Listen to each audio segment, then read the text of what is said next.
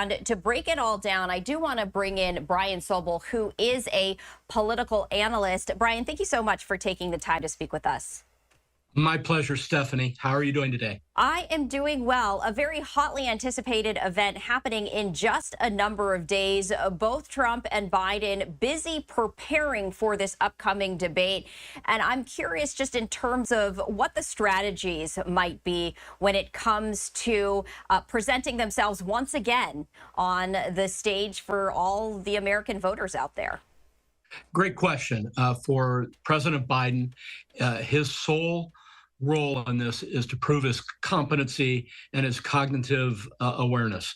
He has to prove to the American people that he's ready for the job for another 4 years, with the backdrop of all of the questions about his mental cognition and all of that. For Donald Trump, he has to come out and expose those very same weaknesses that people are picking up in the president. And at the same time, present a case for the American people that you're going to bring this former president back to the presidency, even with all of the legal issues that are surrounding Donald Trump at this moment. I have to imagine that some very sensitive, controversial topics are going to be brought up. I would imagine perhaps that, the team who's preparing Trump is going to recommend that he really go in on President Biden's mental acuity and capabilities. I would imagine that President Biden's team is going to be urging him to go after former President Trump's conviction and ongoing trials. Do you think that might be the strategy? Is there going to be a lot of mudslinging back and forth? It's going to be really interesting to watch because up until Hunter Biden had his problems and his conviction, I think it was fair game to go after the former president and say, hey, tonight I'm on the stage with a convicted felon, which would be extreme, but you could hint around at that. The problem with Hunter Biden's situation is now the president can say, yes, well, I've been convicted on a phony business-related matter, but your son was convicted of gun charges. So that kind of thing, the tit for tat, I'm kind of thinking that the camps will use that in reserve. If the other candidate says something, their candidate will be prepared to respond, but I don't know whether that candidate will initiate it. Do you think that this first debate will more so be then issue-driven? The economy, the border crisis, the ongoing war between Israel and Hamas, Ukraine, Russia. Do you think that both Biden and Trump will usually stick with those topics? Yes, I think the president is going to of Ukraine, finding a middle path in the Middle East. We have upgunned our security at the border. The economy is roaring. I mean, you're going to hear all of these sorts of things out of the president, but you're going to get it countered by Donald Trump saying there would have never been a Ukraine war had I been president.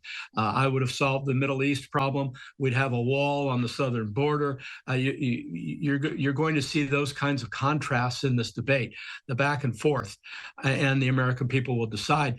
But overarching this, people are going to watch this first debate, and there's going to be two, but maybe more, who knows.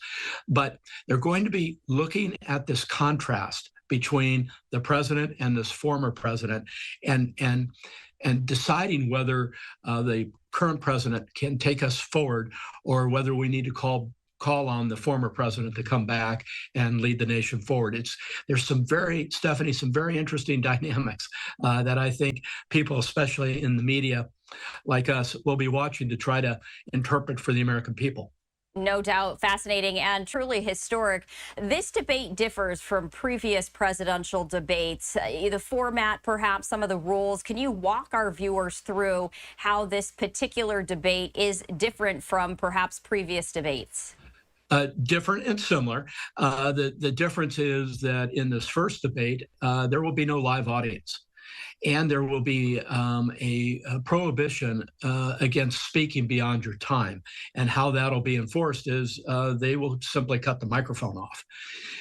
That harkens back to not the cutting of the microphone, but the in studio, no audience debate, to the very famous Kennedy Nixon debate, which we've all studied, where Kennedy appeared so comfortable in talking in that debate, and Richard Nixon was having a sweating problem and glistening on camera and looked very nervous. So this first debate is going to be interesting because it'll be more informal, if I can put it that way, or more intimate is a better way of putting it, because you don't have a live audience hooting and hollering and cheering for one and derisive yelling and so forth for the other. So it's going to be a quieter debate, more, again, akin to debates in the past that have been without studio audiences. And we'll see whether that leads to a more civil debate. It may, and it may not. We'll see. We will see indeed. I'm curious because no doubt pundits immediately after are going to be saying this person won or this person lost. What really matters when it comes to the voter? Of course, analysts can say anything, but Right. when it comes to the voter, that's really who matters because they're the ones making the ultimate decision. Who wins, who loses, and what are voters really looking at? First of all, it's going to be impression. It's a medium that brings that person into your living room, office, wherever you're watching this from, and you're going to look at the president and decide whether he looks presidential, whether he responds in a presidential manner relative to these concerns about cognition and acuity, to use your word from earlier.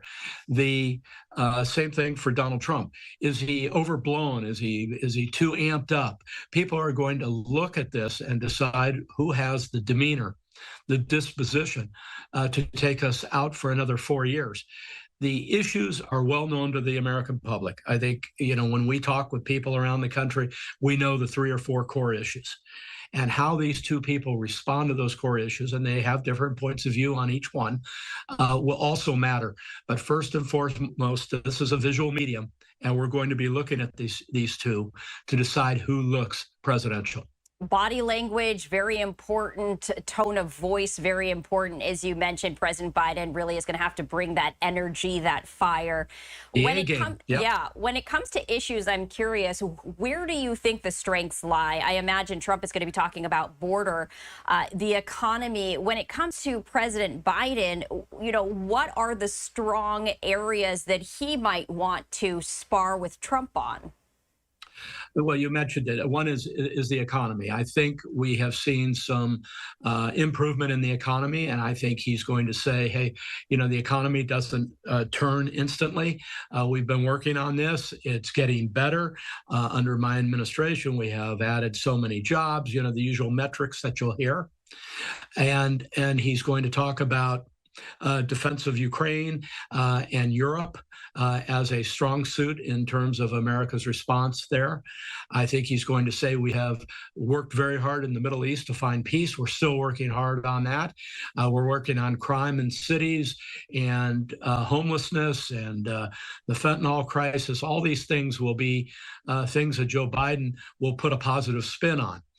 Conversely, Donald Trump is going to say we have had all these criminals come across the southern border, and he's going to cite these murders and other things being committed by illegals, and say this is because the Biden administration let everybody in, and so that's going to be a big issue. And by the way, that will resonate. And then he's going to say, hey, if Joe Biden had a real relationship with with Russia and these other countries, there wouldn't have been a Ukraine in the Middle East. I'd put a stop to it immediately. So he'll make a lot of declarative statements about what would have been had he been president for the last 4 years. And that's going to be the crux of the debate. Again, this is the very first presidential debate. Trump has not yet announced his vice presidential pick. Do you feel like how the debate goes could influence his ultimate decision? Or do you think, and again, this is slightly off topic, but I'm curious, whether he already has that person in mind? The first part of your question is, I don't think the debate affects that.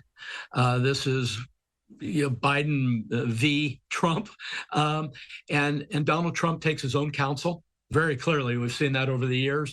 I'm not sure he knows who his vice presidential pick is, but I'm not sure anybody around him knows who his vice presidential pick is. And he's a guy that calls audibles, if I may use a football term, pretty late in the game. And so you kind of don't know, Stephanie, where he goes, because he kind of moves on a last minute feeling about things, and he may not make a decision until the 11th hour on it.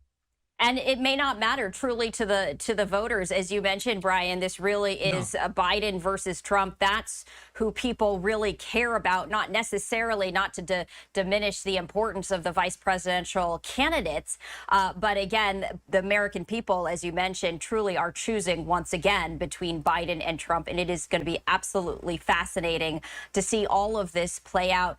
Before we let you go, is there anything else that you are particularly interested in when it comes to Thursday's debate? What might be said, what might be done, what might be omitted?